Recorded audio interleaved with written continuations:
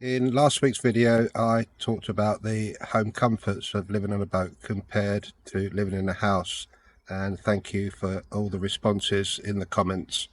One of them in particular was that I didn't talk about the laundry. So in today's video, I thought I would go through the realities of living on a 36-foot narrowboat and what it's really like on a day-to-day basis.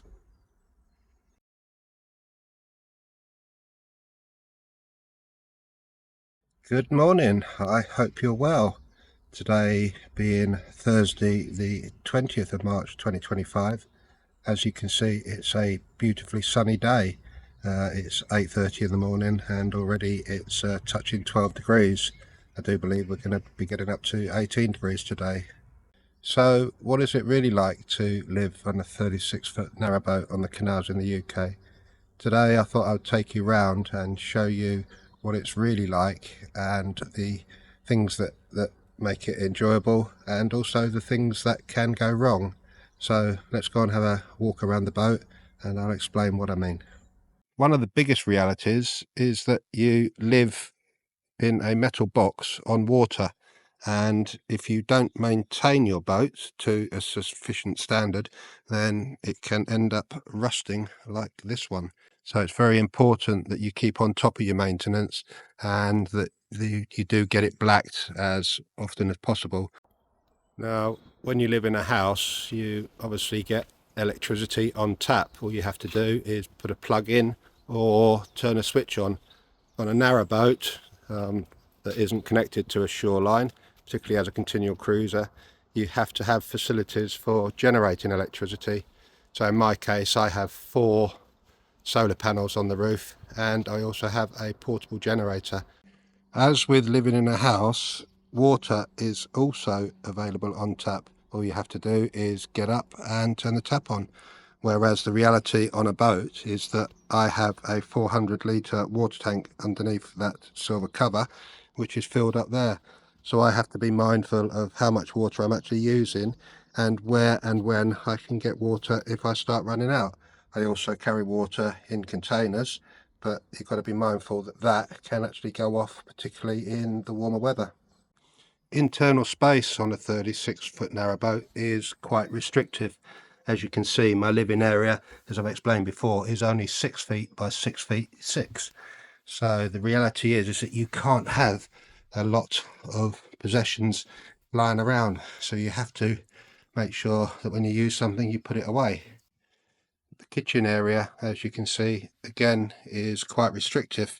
There isn't lots of room to store things and there isn't a lot of room to prepare things. The water which comes through the taps is actually pumped, as you can probably hear. So the reality is that you've got to ensure that you've got electricity to pump the water. If your batteries go dead or your water pump breaks, then you won't have water. Now, as for the bathroom, it's very hard to actually video this because of the restrictions. You can see it is a tight space. It's almost impossible to get 2 people in here. The sink is tucked away in the corner, so when you're shaving, it's quite hard to get to. The toilet is a cassette toilet, so the reality is that somebody has to go and empty it when it gets full. And the shower behind me is 700 by 700, so when you're in the shower it is quite restricted in movement. So the reality is that there isn't the amount of space in my bathroom as there is in a house. As for the bedroom, as I've mentioned before, is again it's quite restricted in space. 6 foot by 6 foot 6. The bed itself is a small double. So when you lay on it, as you can see, it would be very hard, in my opinion, to get 2 people on it. I know you can, and people do, but there isn't a lot of room. As for the powerhouse of the boat, it's basically the engine room. And on my boat, you can see, again, it is very restricted in space. That's the portable generator that I said before, which helps provide me with power. I also have 2 portable solar power banks which I store energy in should I need them. My batteries are under there, and please excuse the mess because I've just been doing some work. And another reality is that when you've got 240 volt appliances on the boat, you need one of these which converts the 12 volt electricity into 240 volt. If you have gas in your house, then again it's on tap. You just have to turn the valve on the cooker on or whatever, and you get instant gas. Whereas on a boat you have to carry these around with you, a gas bottle. So you've got to be mindful of how much gas you've got, how much gas you're using, and when you start running out, where and when you can get the next one from. In the intro I mentioned that somebody had said, how do I do my laundry? Well, a lot of narrowboats do actually have, particularly bigger narrowboats, do actually have a proper washing machine. But I have this twin tub, which is the old style one. So you put your washing in that one, and then once it's washed, you put it in that one to spin it. And then I tend to hang it up when it's cold in the engine room, because it tends to be one of the warmest places. Or I hang a washing line out between the end of the boat and a tree and dry it that way. So in reality, living on a narrowboat isn't as easy as some people make it out to be.